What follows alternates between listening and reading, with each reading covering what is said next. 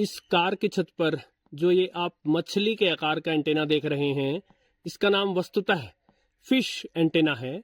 जो पहले whip antenna जो कार की छतों पर लगा होता था, उसको बदलकर और अब कंपनी ये फिश एंटेना क्यों देने लगी हैं, और इतना छोटा सा एंटेना कैसे बड़ी बड़ी वेव्स पकड़ लेता है, जानेंगे आज के वीडियो में।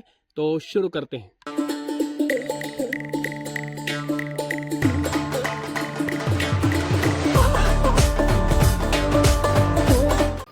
साथियों नमस्कार, स्वागत है आपका अपने चहेते इस रेडियो चैनल पर।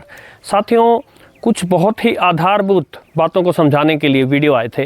एक कि ये फ्रीक्वेंसी वेवलेंथ क्या होती हैं, और दूसरा एंटेनास के लिए λ/4 रूल क्या होता है। इन दोनों के लिंक डिस्क्रिप्शन में दे दूंगा, आप अवश्य देखिएगा। किंतु देखिए, एफएम की वेव्स तो फिर भी छोटी होती हैं, मीडियम वेव्स यानी एएम बैंड जो है उसकी वेव्स तो बहुत बड़ी हैं। तो ऐसे में वेवलेंथ बड़ी है, उनका चौथा हिस्सा भी बड़ा है, ऐसे में आपको काफ़ी लंबा एंटेना चाहिए। किंतु जैसा मैंने अभी दिखाया छत पर कार की, ये फिश जैसी शेप का दिखने वाला शार्क फिन एंटेना कहलाता है। ये तो पिद्दी सा एंटेना है, छोटा सा, फिर ये ऐसे कैसे एफएम एएम इन सब को पकड़ लेता है। आज की वीडियो में इन्हीं गूढ़ बातों को जानेंगे। एक और सरप्राइजिंग बात बता दूं आपको, ये अकेला छोटा सा शार्क फिन एंटेना ये एफएम का भी है, एएम का भी है, जीपीएस के लिए भी है, 4G 5G सेलुलर के लिए भी है, वाईफाई के लिए भी है, और सैटेलाइट रेडियो के लिए है। ये 6-7 एंटेनाज का एक कॉम्बिनेशन है ये छुटकू। तो देखिए, बड़ी सीधी सी बात है, इंजीनियरिंग के बहुत ही ज़बरदस्त तरीके प्रयोग में ला करके इसको इतना छोटा किया गया है।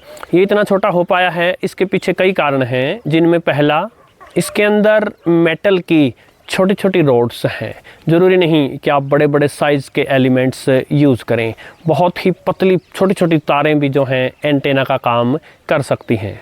दूसरा, केवल तार उसी को एंटेना नहीं बनाया गया है, इसमें पीसीबी जो प्रिंटेड सर्किट बोर्ड होता है, छोटे छोटे पीसीबी एंटेनाज हैं इसमें, उनका कॉम्बिनेशन मिलकर सब काम करता है।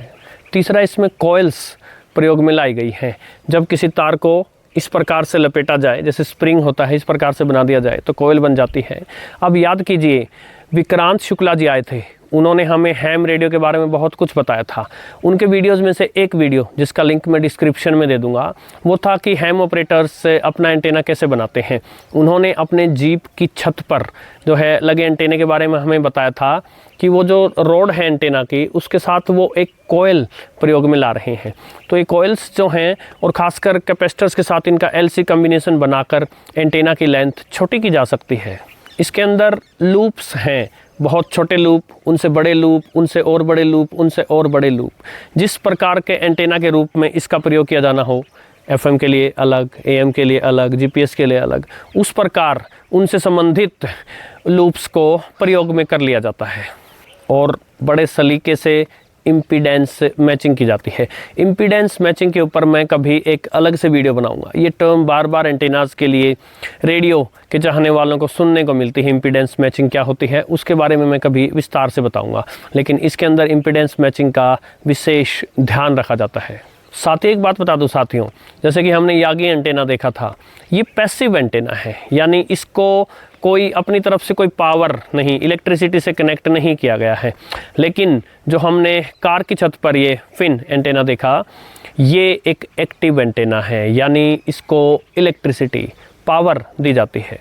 तो इसके एक्टिव होने से अंतर ये पड़ता है कि अगर बहुत बारीक सा सिग्नल भी इसने अगर पकड़ लिया, तो अगर ये एक्टिव नहीं होता तो उस सिग्नल को जब तक कार में अंदर भेजा जाता तब तक वो सिग्नल डेड हो जाना था। लेकिन इसके एक्टिव होने से जो है, छोटा सा भी सिग्नल इसने जो पकड़ा है उसको एम्पलीफाई कर लिया जाता है, बूस्ट कर लिया जाता है। अभी रेडियो की एक सीरीज़ मैंने शुरू की थी, रजिस्टर्स से मैंने शुरू किया था, उसमें मैं ये सब बताऊँगा, कैपेसिटर्स, इंडक्टर्स, एम्पलीफायर्स, एक लंबी श्रृंखला चलेगी वो, उसके लिए आप बने रहिएगा। साथ ही चैनल को सब्सक्राइब नहीं किया तो सब्सक्राइब कर लीजिएगा। वीडियो पसंद आ रहा है तो इसको लाइक अवश्य कर दीजिएगा, रेडियो के चाहने वालों तक शेयर कर दीजिएगा। अब अगली बात पर आते हैं। इंजीनियर्स जो आपकी कार के ऊपर की छत है, रूफ़ है, उसका डिज़ाइन, जो भी लेंथ ब्रेड्थ है, उसके डायमेंशंस जो हैं, इस छत को ग्राउंड प्लेन की तरह प्रयोग में लाते हैं। यानी कार की छत जो है वो इस एंटेना का एक हिस्सा बन जाती है। और यहीं से एक विशेष ध्यान रखने वाली बात है कि यदि ये टूट जाए या ख़राब हो जाए तो फिर यही स्पेसिफिक मॉडल लाना पड़ेगा। किसी भी दूसरे शार्क फिन एंटेना से काम नहीं चलेगा, चल जाएगा लेकिन उतने अच्छे से नहीं चलेगा। फिर प्रश्न ये उठता है कि जो पहले कारों में जो ऊपर खोलने के लिए जो हमारा विप एंटेना होता है वैसा वैसा एंटेना दिया होता था, उसकी जगह इंजीनियर्स इसकी तरफ क्यों आए? तो देखिए बड़ी सीधी सी सरल सी बात है, एर्गोनॉमिक्स। पहली बात तो डिज़ाइन, जो वो एंटेना था उसको बार बार खोलना बंद करना पड़ता था। दूसरी बात, जब कार चलती थी तो हवा से जो टकराता था वो एंटेना हिलता था। तीसरी बात, कार को धोते समय या वैसे भी उसके टूटने का बड़ा डर बना रहता था। लेकिन अब जो ये एंटेना है इसके ऊपर अच्छी क्वालिटी का प्लास्टिक लगा करके इसको एक जगह फिक्स कर दिया गया है, इसके टूटने का डर भी नहीं रहा है। और एक और ख़ास बात, जब कार को डिज़ाइन किया जाता है तो उसकी छोटी छोटी बातों को ध्यान में रखा जाता है।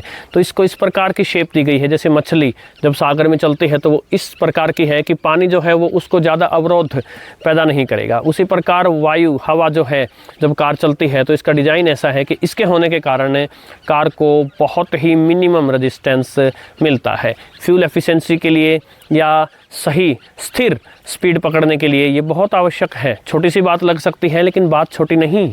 इसके अलावा एक विशेष बात ये है कि इसको पावर देने के लिए जो 12 वोल्ट जो इसको चाहिए वो कार की बैटरी से नहीं दी गई, अपितु अंदर डैशबोर्ड में जो भी आपका रेडियो सिस्टम लगा है वहाँ से पावर मिलती है।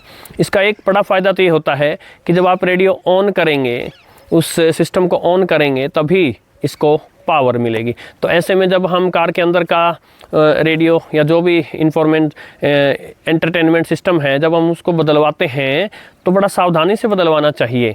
एंटेना जो है ऊपर कार की छत पर लगा एंटेना, उससे मैचिंग परफेक्ट होनी चाहिए इस सिस्टम की। दूसरी बात ये कि जो इंजीनियर्स होते हैं, कार मैन्युफैक्चरर्स होते हैं, वो हमें दिखने नहीं देते। कहीं ना कहीं किसी रबड़ के नीचे ग्लास विंडो है उसमें कहीं ना कहीं छोटी छोटी तारें और दी जाती हैं, जिनके साथ ये शार्क फिन एंटेना जो है मिलकर एक परफेक्ट एंटेना का काम करता है। तो फिर देखिए कैसे सामान्य सी समस्याओं के लिए असामान्य हल ढूंढा गया।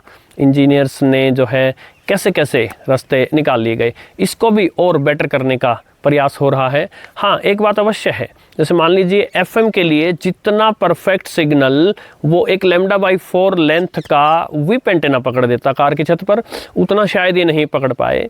लेकिन फिर ये आपको कितनी दूसरी समस्याओं के हल दे रहा है साथियों। तो साथियों, ये था आज का वीडियो। जो इस चैनल के चाहने वाले दीर्घकालिक दर्शक जो इस चैनल से जुड़े हैं, आपका विशेष आभार है साथियों लगातार चैनल से जुड़े रहने के लिए। कभी कभी वीडियो विलंब से आते हैं, कभी कभी मैं समय नहीं निकाल पाता, उसके लिए मैं क्षमा प्रार्थी हूँ।